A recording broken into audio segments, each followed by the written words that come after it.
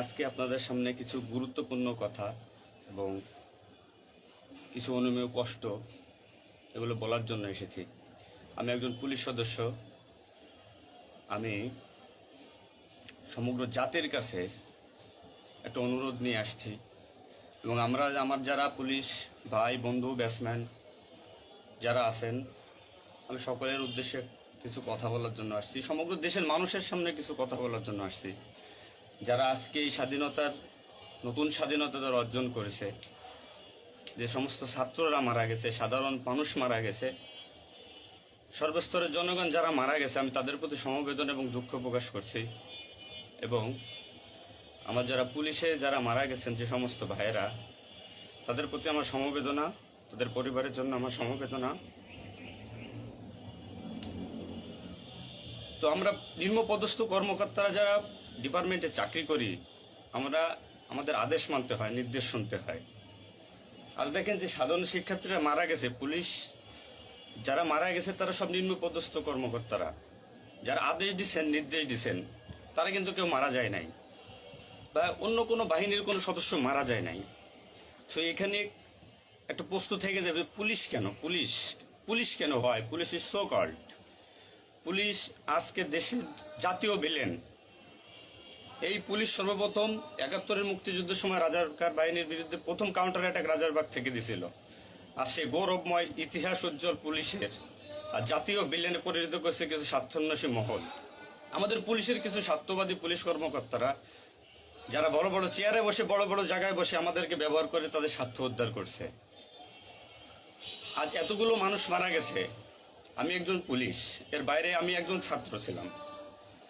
পড়ালেখা শেষ করে আমি চাকরিতে ঢুকছি। এটা আমার অপরাধ না। আমার ডিপার্টমেন্টকে কলুষিত করছে, এটা অপরাধ। আমি একজন সন্তানের বাবা, আমার 2 বছর বয়সে একজন সন্তান আছে। তো আমি একজন বাবা হিসেবে আমি মেনে নিতে পারি নাই। আমার ভাইয়েরা মারা গেছে, তা ছোট ছোট ছেলেমেয়েরা বলতেছে আমার বাবা কই, আমার বাবা কই।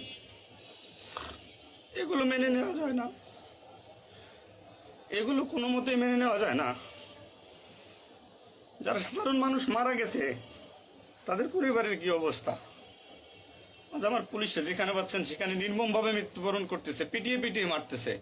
এর কারণ কি? আজ আমাদের কিছু স্বার্থের না স্বীকৃত বড় মহলের অফিসারদের কারণে। তারা বিভিন্ন লোকের তোষামোদি করে বিভিন্ন পর্যায়ে আমাদের ঘাড়ে বন্দুক রেখে তারা মনে করেন দিনের পর দিন আমাদের নির্যাতন করে মানুষের বিরুদ্ধে লেলাই দিছে। হাজার হাজার কোটি টাকার মালিক হয়ে তারা এখন গা ঢাকা দিছে। এই মৃত্যুর ভার, এই পুলিশ মৃত্যুর ভার কে নেবে? পুলিশের মৃত্যুর বিচার হবে না এই বাংলাদেশে, আমি জানি। কিন্তু যারা এই নির্দেশদাতা, যারা এই নির্দেশ দিয়েছেন, তাদের প্রত্যেকের বিচার হবে। এবং চিহ্নিত যেসব পুলিশ অফিসারে পুলিশ ডিপার্টমেন্টে আছে তাদের অবিলম্বে প্রত্যাহার চাই এবং তাদের বিচার চাই, যারা নির্দেশ দিয়ে সাধারণ মানুষকে খুন করাইছে পুলিশকে দিয়ে। আচ্ছা, এতগুলো পুলিশ মারা গেছে, এই সম্পূর্ণ দায়ভার এই ডিপার্টমেন্টের অফিসারদের নিতে হবে। কোন অফিসার দেখছেন রাস্তায় মারা গেছে? মারা যায়নি। তারা নির্দেশ দিয়ে সরে গেছে, পুলিশকে সামনে ঠেলে দিয়ে। এটা হত্যাকাণ্ড। এই হত্যাকাণ্ডের বিচার আমি চাই। সমগ্র পুলিশ ডিপার্টমেন্টের এই হত্যাকাণ্ডের বিচার চাই। অবিলম্বে সব দুর্নীতিবাজ পুলিশ কর্মকর্তাদের অব্যাহতি দিয়ে তাদের শাস্তির আওতায় আনতে হবে। এই পুলিশ হত্যার দায়, এই পুলিশ হত্যার বিচার তাদের দিয়ে করতে হবে। আমি জানি না আমার এই কথা বলাতে আমার কি হবে না হবে, আমি সে পরোয়া করি না। আমি শঙ্কিত সেই পরিবার নিয়ে, যারা মারা গেছে, তাদের ফ্যামিলি, তাদের বউ বাচ্চাগুলো এতিম হয়েছে। তা সাধারণ মানুষ মরেছেন, আমি তাদের থেকে ব্যতীত। নির্মমভাবে অত্যাচার করছে, এগুলো মেনে নেওয়ার মতো না। আমি সবাইকে অনুরোধ করব, আমার ভাই বন্ধু যারা আছেন, আমি কোনো উস্কানিমূলক কথা বলতে এখানে আসি নাই। আমি এখন সত্যি বাস্তব কথা বলতে আসছি। আমার কষ্টের সঙ্গে বলতে হয়, আমি একজন পুলিশ পরিবারের ছেলে। আমার বাবা অন ডিউটির অবস্থায় 2012 সালে মারা গেছেন। আমি পরিচয় দিতে পারছি মানুষের কাছে, আমি একজন পুলিশের সন্তান। আমার ছেলে মেয়ে কিভাবে পরিচয় দেবে তাদের সহপাঠীদের কাছে যে আমার বাবা একজন পুলিশ? কিভাবে পরিচয় দিবে? সিসি করবে? আজ মানুষের কাছে, জাতির কাছে, সমগ্র পৃথিবীর কাছে মানুষ আজকে ভিলেন রূপে পরিচয় হয়ে গেছে। এই মানুষগুলো,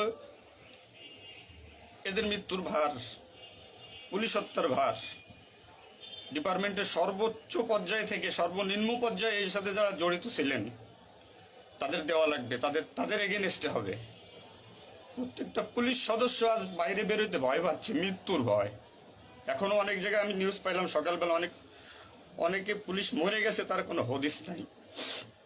এখন অনেকে আটকা আছে, সবাই প্রাণ ভয়ে, আজ পুলিশ প্রাণ ভয়ে লুকাচ্ছে। কিসের জন্য? আপনাদের কারণে, আপনাদের স্বার্থ উদ্ধারের কারণে পুলিশকে ব্যবহার করছেন প্রত্যেকটি ক্ষেত্রে। এটা আর কেউ মেনে নিতে পারলো, আমি ব্যক্তিগতভাবে মেনে নিতে পারবো না। প্রত্যেকে দায়ভার নিতে হবে আপনাদের। আজ নির্বিকারে যতগুলো মানুষ মারছেন, আজ এই মৃত্যুর সামিল আমি থাকতে পারতাম। চিহ্নিত করে করে বিচার হবে আপনাদের। পুলিশ কর্মকর্তারা যারা আছেন এর সাথে জড়িত সবার বিচার হবে, বিচার করতে হবে। কেউ না করুক, আমি করব। আপনারা পুলিশের গৌরবময় ইতিহাস ঐতিহ্যকে ধারণ করে নিজেদের স্বার্থ উদ্ধারের কারণে আজ পুলিশ বাহিনীকে মৃত্যুর মুখে ঠেলে দিচ্ছেন। তাদের কথা একবার চিন্তা করেননি।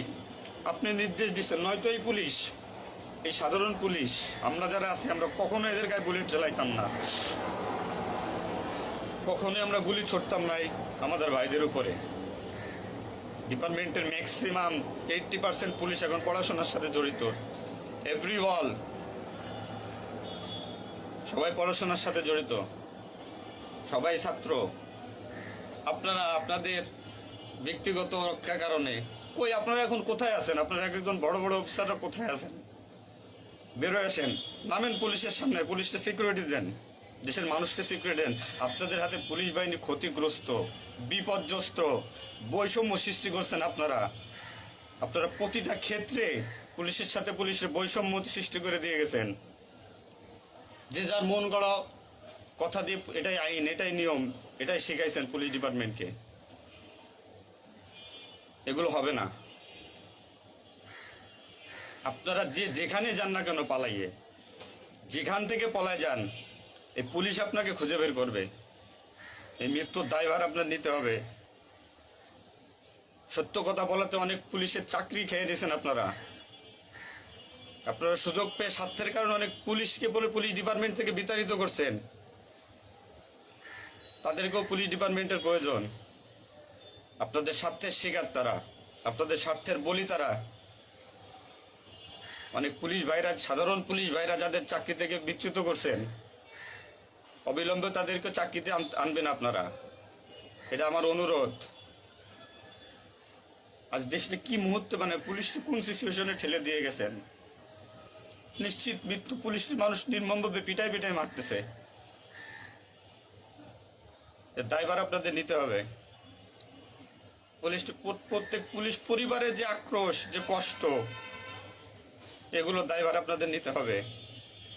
সাধারণ মানুষ আপনাদের ক্ষমা করবে না। আপনারা সবাই চিহ্নিত, আপনারা সবাই এই বাংলাদেশের দুর্নীতিবাজ পুলিশ অফিসারদের আপনারা সবাই চিনেন, আপনারা সবাই তাদের চিনেন। এদের বিচার আপনাদের করতে হবে। এই বিচার চাই আমরা, সাধারণ জনগণের হত্যার বিচার চাই, পুলিশ হত্যার বিচার চাই। পুলিশ হত্যার বিচার না হওয়া পর্যন্ত আমি ডিউটিতে যাব না, আমি আমার কর্মস্থলে যাব না। অনেক পুলিশ সদস্য এখন পর্যন্ত নিখোঁজ। আমার সহপাঠী ভাইরা মারা গেছে, আমার পরিচিত ভাইরা মারা গেছে। তাদের সন্তান হাউমাউ করে চিল্লাইতেছে, আমার বাবা কই? এর জবাব কি কে দেবে? জবাব দেওয়া লাগবে। এতগুলো মায়ের কোল ফাঁকা করছেন, পুলিশ জীবন হারাইছে, গর্ভবতী মহিলা পুলিশকে পর্যন্ত মারে ফেলছে।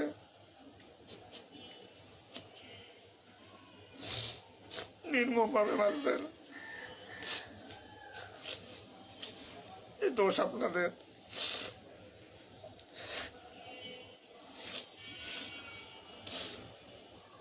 চাকরির ভয় নাই,